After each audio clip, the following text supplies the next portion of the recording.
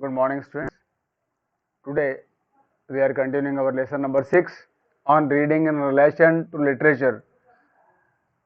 किसी साहित्य को पढ़ने के लिए रीडिंग का वे क्या होना चाहिए? What should the way of reading? Reading is the most important thing. How we read, what seriousness, what sincerity should be there in reading any literary book. So we are continuing with it. We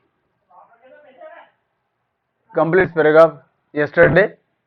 This was the last line. I should repeat it.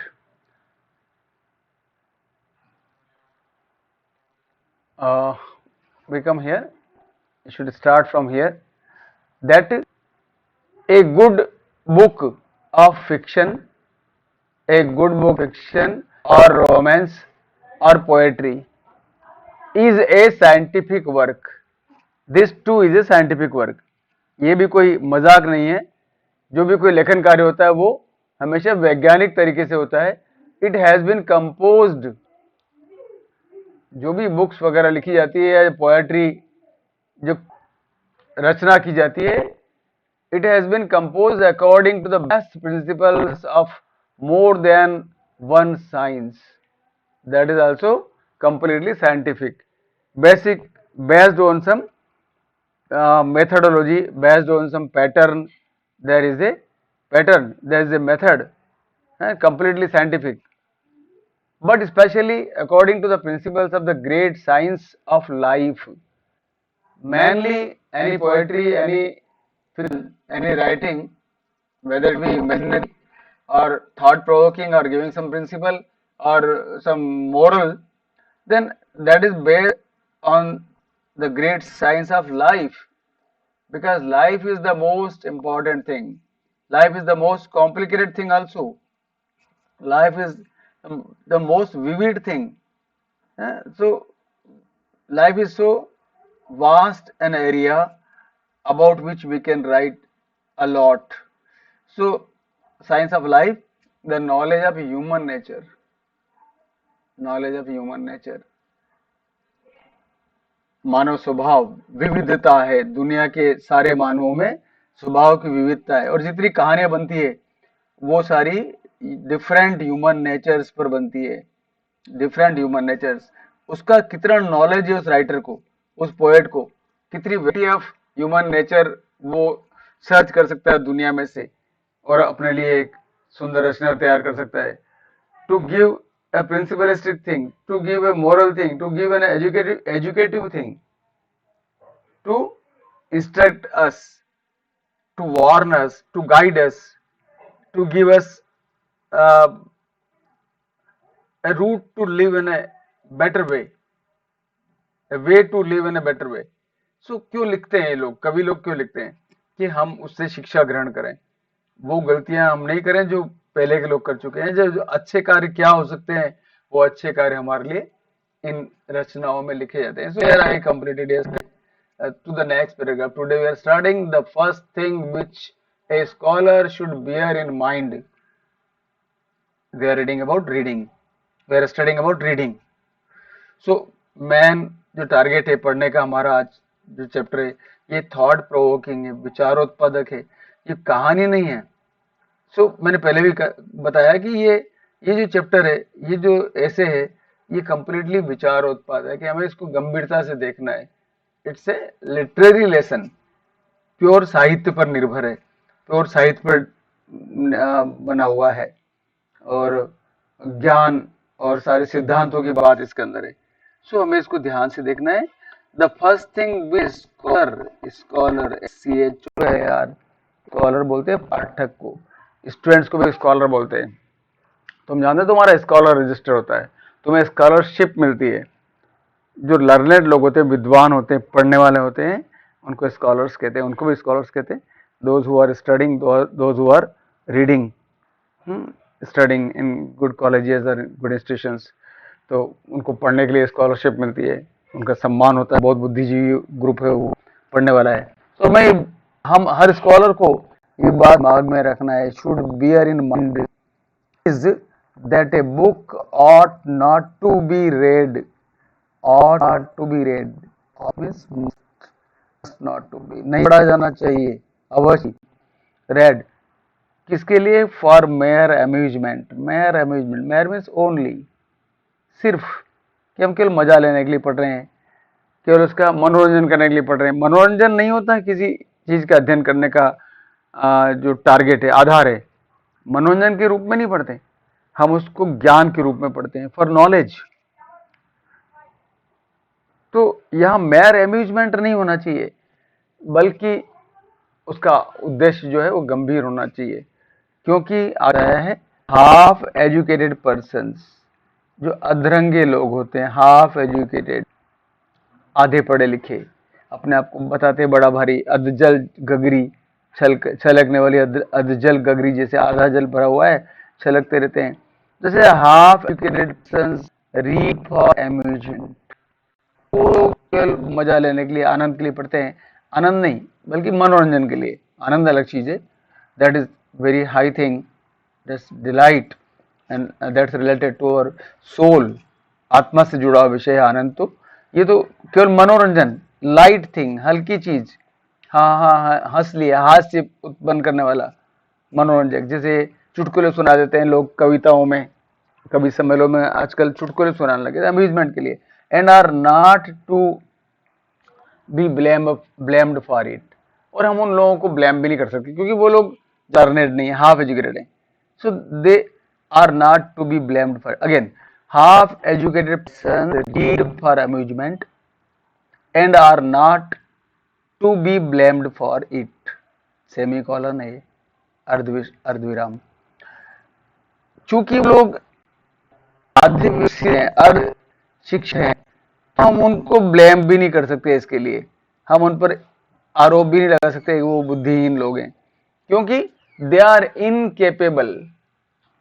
Capable का विपरीत है incapable, असमर्थ हैं, अयोग्य हैं। किस बात के लिए अयोग्य हैं? Of appreciating the deeper qualities, किसी भी साहित्य में, किसी भी रचना में जो डीपर चीजें हैं, गहरी चीजें हैं, गहन उसके अंदर विचार हैं, वहां तक उसको एप्रिशिएट नहीं कर सकते, प्रशंसा नहीं करे, वहां तक पहुंच नहीं सकते, because they don't have capacity.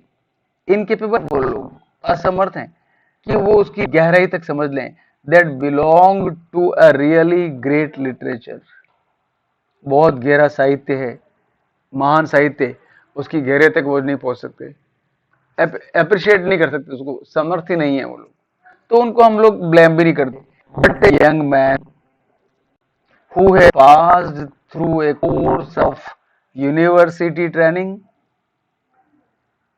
एक ऐसा लड़का जिसने यूनिवर्सिटी से ट्रेनिंग ली है, विश्वविद्यालयीन अध्ययन किया है, रियली अध्ययन किया है, केवल दादागिरी के लिए नहीं, नेतागिरी के लिए नहीं गया, बल्कि अध्ययन करने के लिए विश्वविद्यालय में।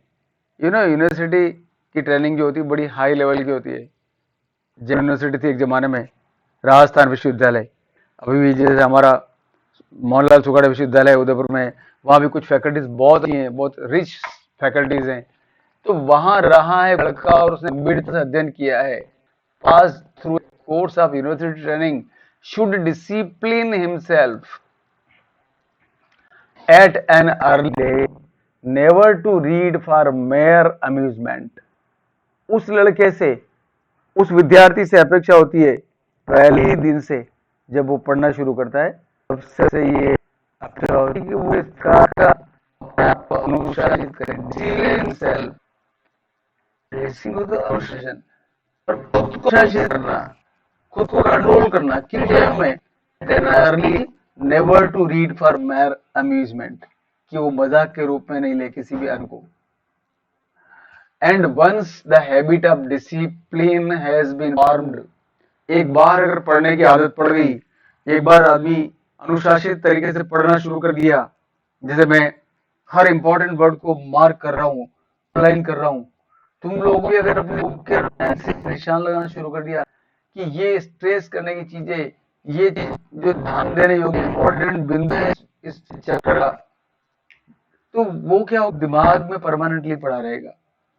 So that is a good habit of reading, discipline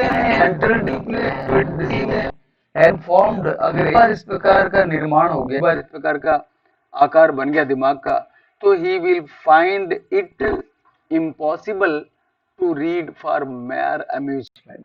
वो कभी भी उसको मजाक के रूप में नहीं लेगा।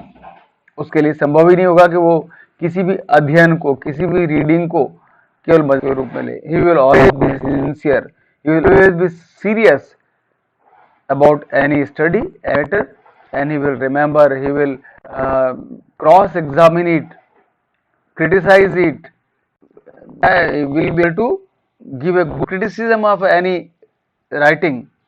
Then he will then impatiently throw down any book from which he cannot obtain intellectual food. दूसरा विषय आ गया बात करने का। वो फिर क्या करेगा, जितनी गंभीरता से अध्ययन करने वाला है वो क्या करेगा, इमीडिएटली फेंक देगा, नीचे फेंक देगा किसी ऐसी बुक को from he can not obtain intellectual food. किताब को उसने पढ़ा देखा, दम नहीं है, मजाक वाली कहानियां लिखी हुई, सामान्य सी बातें लिखी हुई है, कोई इसमें गंभीर चिंतन का विषय नहीं है, ऐसी बुक को इमीडिएटली क्या कर देगा, थ्रो डाउन कर देगा, फेंक ही देगा, उस पर अपना समय बर्बाद नहीं करेगा। Any book which does not make to an appeal to the higher emotions, ऐसी किताब जो उच्च विचारों की तरफ अपील नहीं करती, उच्च विचारों की तरफ ध्यान नहीं दिलाती, does not make an appeal, मांग नहीं करती, इस अपील मीन्स मांग करना, डिमांड करना अपने से, स्वयं से। ऐसी book, any book which does not make appeal to the higher emotions, उच्च प्रकार के विचारों को नहीं पैदा करती, एंड टू हिज इंटेलेक्ट, उसकी बुद्धि को, इंटेलेक्ट, इंटेलिजेंसी, अगर उसके दिमाग पर वो प्रभावित नहीं करती, दिमाग को प्रभावित नहीं करती कोई पुस्तक, तो फेंक देगा, क्योंकि उसमें कोई सार ही नहीं है, बेकार टाइम वेस्ट करना। ऐसे बहुत सारे सस्ते साहित्य होते हैं, हल्के साहित्य होते हैं जो बेकार छपते रहते हैं, सब पब्लिकेशन, बहुत सारे एरेगेर नथु खेरे लेखक होते हैं, अपनी सस्ती प्रसिद्धि के लिए ऐसी ऐसी बेवकूफ़ जैसी बातें लिख देते हैं, हंसी मजाक वाली बातें हैं, गंदी बातें हैं, चुटकुले हैं, कोई ऐसी सस्ती घटनाएं लिख देते हैं, तो वो फिर सस्ते लोगों के लिए होती है। लेकिन बड़े बड़े विद्वान जो थे, प्रेमचंद जैसे लोग, जिन्होंने मानसरोवर 8 भाग लिखा, जिन्होंने गोदान लिखा, गबन लिखा, वो निर्मला लिखा, ऐसे सेवा सदन लिखा, ऐसे बहुत से विद्वान लोग बैठे हुए हैं। आचार्य चतुर्सेन, जय महाकाल लिखा उन्होंने, गोली लिखा, वैशाली की नगर वधु लिखा, ऐसे शेखर जिन्होंने प्लेज लिखे, Othello, King Lear, as you like it, Merchant of Venice, या फिर क्लास जिन्होंने मेघदूत लिखा, कुमार संभवम लिखा। तो ऐसे ऐसे महान लेखकों की जो पुस्तकें होती है ना, देख के पता लगता है कि वो हीरा है या वो मूल्यवान चीज है, तो उसको कभी भी आदमी फेंकेगा नहीं, उसका सम्मान करेगा, उसके अंदर गंभीरता पड़ेगा, अंदर सार है, जो ज्ञान है वो प्राप्त करेगा। लेकिन कौन करेगा, इंटेलिजेंट आदमी, स्कॉलर, कौन आदमी, जो एक डिसिप्लिन्ड आदमी होगा, वही इस प्रकार की ऊंचे दर्जे की पुस्तक को उठाएगा, उसका इंटेलेक्ट उसको ही स्वीकार करेगा। But on the other hand, दूसरी तरफ, the habit of reading for amusement becomes thousands of people, ज्यादातर लोगों के अंदर जो कैसी होती है, अम्यूजमेंट की हैबिट, क्योंकि बुद्धिजीवी ज्यादा नहीं होते समाज के अंदर, नहीं तो सभी कलेक्टर बन जाते, आईएएस आईपीएस वो ज्यादा नहीं होते, आरएएस भी ज्यादा नहीं होते, ऐसे प्रोफेसर्स डॉक्टर्स बहुत कम होते हैं, क्योंकि वो लोग अम्यूजमेंट के लिए पढ़ने वाले होते हैं। हजारों लोग, thousands of people exactly the same kind of habit में पढ़ते हैं, हल्के तरीके से पढ़ते हैं, हल्के साहित्य को पढ़ते हैं, और उनकी हैबिट कैसे होती है, हैबिट एज वाइन ड्रिंकिंग, शराब पीने जैसी, और ओपियम स्मोकिंग, अफीम को भी पिया जाता है, उसका धूम्रपान भी किया जाता है, तुम जानते होंगे, ब्राउन शुगर वगैरह होती है, कोई उसकी सिगरेट होती है, परंतु उसके नाम सुने, लेकिन और उनको स्मोक रखते हैं, जैसे सिगरेट पीते हैं वैसे ही, तो उनकी कैसे पड़ जाएगी नशीली हैबिट। छोटी मोटी चीज उठाई, उसका नशा हो जाता है रद्दी चीजों का, शराब पीने जैसा गंदी चीज, opium smoking dirty habit, it is like a narcotic, नशा पैदा करने वाली चीज है नार्कोटिक, नशा, जहरीली नशीली चीज, something that helps to pass the time. क्यों पढ़ रहे हैं वो लोग? That is helping them to pass the time. क्या जिंदगी का उद्देश्य पास टाइम ही है क्या? समय को बर्बाद करना ही है क्या? समय को बिताना ही है क्या? नहीं, उसके अंदर तो होना चाहिए, सार होना चाहिए। तो टाइम पास करने के लिए पुस्तक पढ़ना कोई बड़ी चीज है क्या? अच्छी चीज है क्या? No, something that keeps up perpetual condition, perpetual regular, निरंतर कंडीशन ऑफ ड्रीमिंग। और उसमें क्या करेगा आदमी? वो केवल सपने देखता रहेगा। समथिंग, उस सस्ते साहित्य में, that eventually results in destroying all capacity for thought, giving exercise only to the surface parts of mind। जो ये हल्की चीजें होगी ना, सस्ते साहित्य, केवल मनोरंजक साहित्य, वो क्या करेगा? दिमाग की सारी जो उच्च क्रिया है, थॉट की शक्ति, उनको डिस्ट्रॉय कर देगा। And it will exercise only to the surface parts of the mind. दिमाग की केवल सतही हिस्से में ही रहेगा, सतही हिस्से में, सरफेस पार्ट, जबकि दिमाग काफी गहरा होता है। आप लोगों ने सुना होगा कि अल्बर्ट आइंस्टीन, उसका दिमाग आम लोगों से 10 गुना अधिक था, अल्बर्ट आइंस्टीन का। हम हमारे दिमाग का 1% ही काम में लेते हैं, 1% ओनली। ऐसा लगता है कि हमारे दिमाग के अंदर हजारों बातें ऐसी जो अंदर है, लेकिन हम लोग उसको काम में ही नहीं लेते। हमारे दिमाग की क्षमता ही नहीं इतनी, क्योंकि हम ऊपर सरफेशियल चीजों में अटक जाते हैं, सरफेस पार्ट्स में अटक जाते हैं, हल्की चीजों में अटक जाते हैं। गहराई वाली चीजों की तरफ हम लोग दिमाग लगाते ही नहीं है, और इसलिए हम कुछ जीवन में ज्यादा कर नहीं पाते। जो बड़े बड़े विद्वान हैं, प्रोफेसर्स हैं, डॉक्टर्स हैं, इंजीनियर्स हैं, वैज्ञानिक हैं, कैसी चीजें खोज निकालते हैं, और वो क्यों होता है? दिमाग से होता है, माइंड से होता है। तो जब हम गहरी तक चीजों को पढ़ेंगे, उनको हम गंभीरता से पढ़ेंगे, तो हमारा दिमाग भी काम करेगा, और दिमाग के अंदर विचार उत्पन्न होंगे, और हम लोग कोई नई चीज पैदा कर पाएंगे। तो क्या कारण है? हमारी सारी क्षमता, that keeps A perpetual condition of dreaming. हम केवल सपने देखेंगे, something that eventually results in destroying, बर्बाद कर देगी, ऑल कैपेसिटी फॉर थॉट,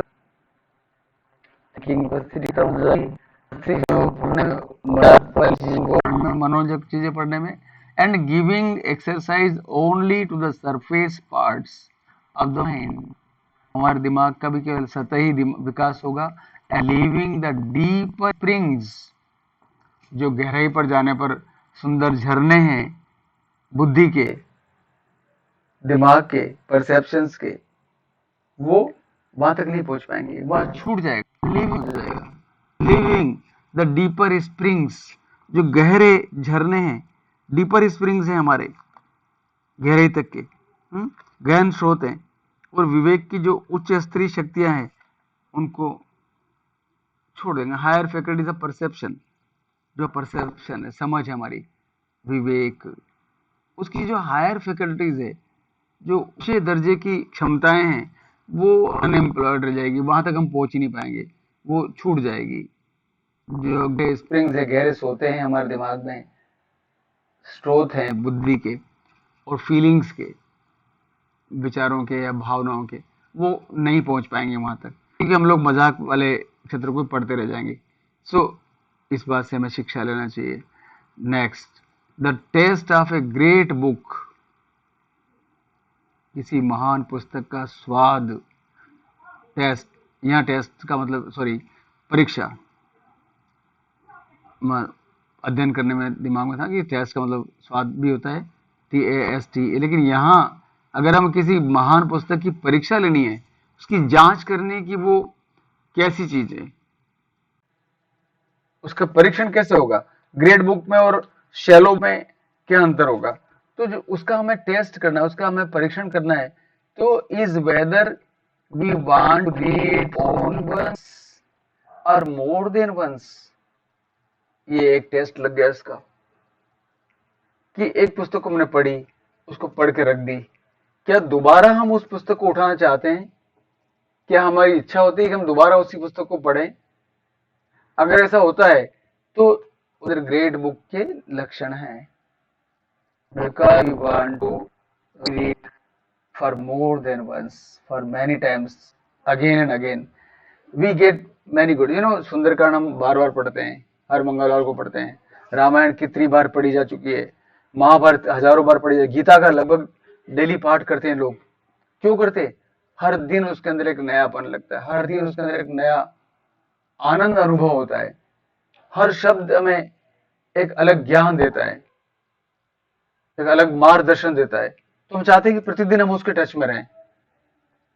कुछ लोग गीता को डेली पढ़ते हैं, डेली गीता पाठ करते हैं, कुछ को कंठस्थ भी है। अभी रामदेव जी के आश्रम में कुछ बच्चे ऐसे आए थे जिनको गीता कंठस्थ थे, पूरा 18 अध्याय कंठस्थ हो गए, और वो बच्चा मुश्किल से 10-12 साल का, 10 साल का। ये क्या है ये?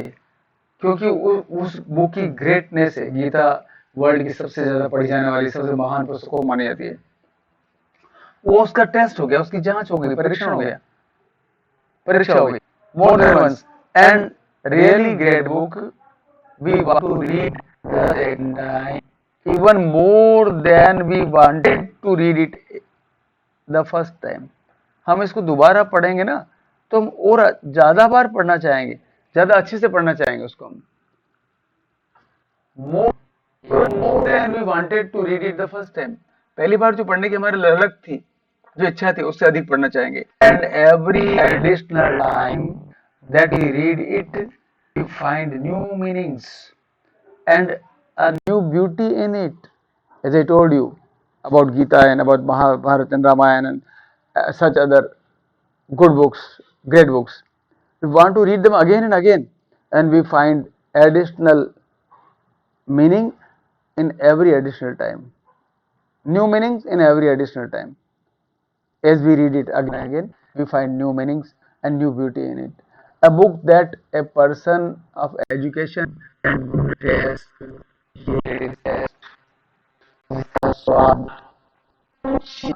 या फिर रुचि का मतलब है गुड है, जिस आदमी की रुचि, जिसको अच्छी चीजें पढ़ने का स्वाद है, जिसका रुचि है उसकी, तो पर्सन ऑफ एजुकेशन, शिक्षा से जो व्यक्ति, good taste, does not care to read more than once, is very probably not worth much. वो उसको बार बार बार बार पढ़ना चाहेगा, कि बोल नहीं इसको और पढ़ना चाहिए, अभी ढंग से उसका आनंद नहीं आया है। So read more than once. उसकी वो चिंता नहीं करेगा कितना पढ़ना पड़ रहा है, वो कितनी बार पढ़ सकता है, उसके लिए महत्व तो नहीं कि वो इतनी बार पढ़ा, उसको जितनी बार पढ़ेगा उतनी बार आनंद आएगा। But we can not consider the judgement of a single individual infallible. फिर एक और अलग विचार डाल दिया इसने। ये तो हो गया रीडिंग के बारे में, अच्छी बुक्स में, पर अब वापस judgement of a single individual. जब हम पढ़ते हैं, ये किसी ने पढ़ा है, तो हम किसकी बात माने कि ये बुक अच्छी है या नहीं है, कौन सी बुक ग्रेट और कौन सी नहीं है? तो सिंगल आदमी का जजमेंट हमेशा इनफेलिबल नहीं होता है। Cannot consider the judgement of a single individual infallible. अकेले आदमी का जजमेंट, निर्णय किसी बुक के बारे में हमेशा कंसीडर नहीं कर सकते कि वो इनफेलिबल नहीं हो सकता, वो असल नहीं होता। The opinion that makes a great must be the opinion of many. Opinion, राय, किसी बुक के बारे में ओपिनियन, एक आदमी की ओपिनियन महत्व नहीं रखती। कोई भी ग्रेट बुक है तो उसकी ओपिनियन ऑफ मैनी होना चाहिए, कई लोगों की राय एक होना चाहिए। गीता वास्तव में एक महान पुस्तक है। महात्मा गांधी स्वयं गीता हाथों में रखते थे। इवन अभी हमारे प्रधानमंत्री, जब भी कोई विश्व का नेता आते हैं, बाहर से नेता आते हैं, तो हम उनको भेंट के रूप में गीता देते हैं, उसको पढ़ते हैं वो लोग, महत्व समझते हैं उसका कि भगवद गीता क्यों ऐसी महत्वपूर्ण चीज है। For even the greatest critics, क्योंकि for even the greatest critics are apt to have sandals, कभी कभी जो बड़े बड़े समालोचक हैं उनके अंदर भी कमियां होती हैं, डलनेस होती है। Carlyle for example could not endure Browning, ये दो चीजें, दो शब्द आ रहे हैं, नाम आ रहे हैं दोनों। Carlyle for example could not endure Browning, Robert Browning बहुत बड़ा पोएट था, लेकिन कैरलिल जो एक क्रिटिक था, वो उसको सहन नहीं कर सका ब्राउनिंग को, जबकि ब्राउनिंग रियली बहुत जोरदार पोएट है, but he could not endure, could not bear him. Byron could not endure some of the greatest of English poets. Gordon Byron, ये भी एक पोएट रहा हुआ है, जॉर्ज गॉर्डन बायरन। ये क्रिटिक भी रहे, समालोचना भी करते रहे दूसरे कवियों की। तो Byron could not endure some of the greatest of English poets, बड़े बड़े जो विद्वान पोएट्स थे ग्रेटेस्ट, उनको भी उन्होंने सहन नहीं किया, उनके खिलाफ भी उन्होंने कमियां निकाली, उनके अंदर भी कुछ कमियां त्रुटियां निकाली। Man must be many sided, कई पक्ष चाहिए, कई उसके पार्श्व होने चाहिए। To utter a trustworthy estimate of many books, a man must be many sided, आदमी कई प्रकार से विचार को करने वाला होना चाहिए, एक ही पक्ष को देख करके सारी बात को निर्णय करने वाला नहीं होना चाहिए। जो समीक्षा करने वाला आदमी हो, वो एक ही पॉइंट को लेकर के नहीं करना चाहिए, वो बहुमुखी प्रतिभा का धनी होना चाहिए। Many sided, to utter a trustworthy estimate of many books, utter means speak out, वो एस्टिमेट ऑफ मैनी बुक्स, कई सारी पुस्तकों के बारे में मूल्यांकन करने वाले व्यक्ति को काफी ज्यादा अध्ययन होना चाहिए, उनका बहुमुखी प्रतिभा होना चाहिए, वो बहुत मल्टी डायमेंशनल होना चाहिए उसका दिमाग, बहुमुखी प्रतिभा। मैनी बुक्स एस्टिमेट करने के लिए, किताबों का मूल्यांकन करने के लिए, मूल्यांकन पर्सन। क्यों? We doubt the judgement of the single critic at times, अगर किसी एक क्रिटिक ने अपना निर्णय दिया किसी बुक के बारे में, हम उस पर संदेह करते हैं। एक ही आदमी का विचार ऐसा है, बाकी लोग तो सही है ना, जैसे गीता है, रामायण, महाभारत है, तो इनको हजारों लोगों ने टेस्ट किया है, कोई एक आदमी कहेगा नहीं ये तो खराब ही है, तो खराब है या गलती है इसके अंदर, या राम खराब या सीता खराब थी, या कोई भी एक पात्र खराब था, तो एक आदमी की बात को नहीं मानेंगे, हम मानेंगे जजमेंट ऑफ मैनी या जनरेशंस, मैनी भी नहीं बल्कि आगे आ रहा है। We may doubt judgment of a single critic at times, कभी कभी हम एक डाउट करते हैं, but there is no doubt possible, बिल्कुल संभव नहीं होगा डाउट ना, in guard the judgement of generations, फिर but there is no doubt possible in regard to the judgement of generations, you know generations, पीढ़ियां, राम हजारों वर्ष पहले हुए, हजारों वर्ष से राम का चरित्र, रामायण, रामचरितमानस भी 400 सालों से पढ़ी जा रही है, तो कई जनरेशंस ने उसको पढ़ लिया। अब उन जनरेशंस ने जो जजमेंट दिया वो कभी भी डाउटफुल नहीं होगा, no doubt possible in regard to the judgement of generations, fully test हो गया। Even if we can not at once perceive anything good in a book which has been admired and praised, प्रशंसा की गई, एक ही बात, प्रशंसा करना, admire करना, एडमायर करना है प्रशंसा करना। तो जिनका कई लोगों ने प्रशंसा की है,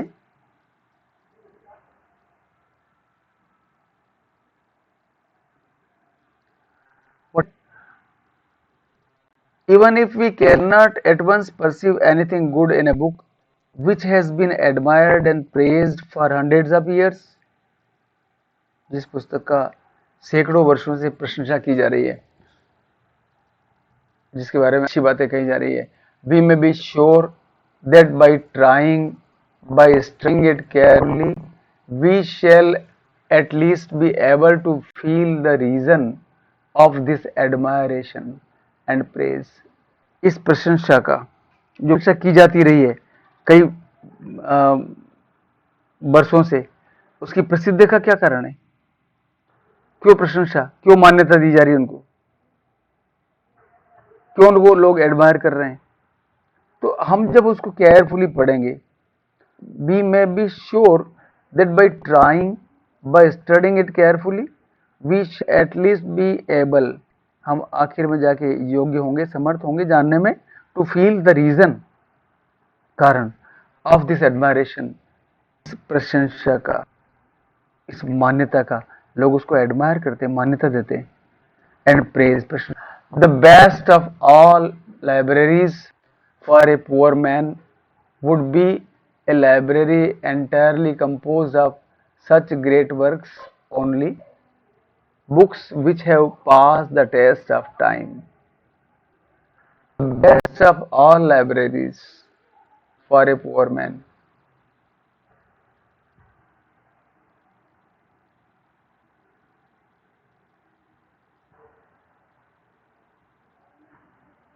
किसी साधारण आदमी के लिए, गरीब आदमी के लिए, the best of all libraries, सबसे बढ़िया लाइब्रेरी कौन सी होगी उसके लिए? Would be A library entirely compose of such great works only, जिसके अंदर कंप्लीटली इसी प्रकार के इस प्रकार की रचनाएं जो समय को जीत करके आई है, जिनको जनरेशंस ने पास कर दिया है, वैसी पुस्तकें जहां भरी है, वो एक गरीब आदमी के लिए बेस्ट लाइब्रेरी होगी, एक सामान्य आदमी के लिए बेस्ट लाइब्रेरी होगी. Books which have pass the test of time, the books which have pass the test of time, जिन्होंने समय की सारी परीक्षाओं को पास कर लिया, फेल नहीं हुई. कोई ऐसा समय नहीं आया जब उन पुस्तकों को किसी ने रिजेक्ट कर दिया, फेल कर दिया. वो पुस्तकें समय की परीक्षा, समय का जो उतार चढ़ाव है, कई लोगों की विचारधाराओं को पार करके अपनी जीत दर्ज करते हुए वहां तक पहुंची है. तो ऐसी कालजयी रचनाएं बोलते हैं उनको बोलते हैं कालजयी रचनाएं. Who have pass the test of time, time को जिसने जीत लिया. राइट. तो मैंने जैसे बताया कि काफी गंभीर चिंतन वाला लेसन है. इट्स एन ऐसे रादर, एक अच्छा लेख है ये, निबंध है, इसको ध्यान से पढ़ना है. कुछ नए नाम भी हैं, कुछ नए वर्ड्स भी हैं. You try to learn them. Okay, इससे रिलेटेड क्वेश्चंस में डाल दूंगा और वोकैबुलरी भी डाल दूंगा. Good luck.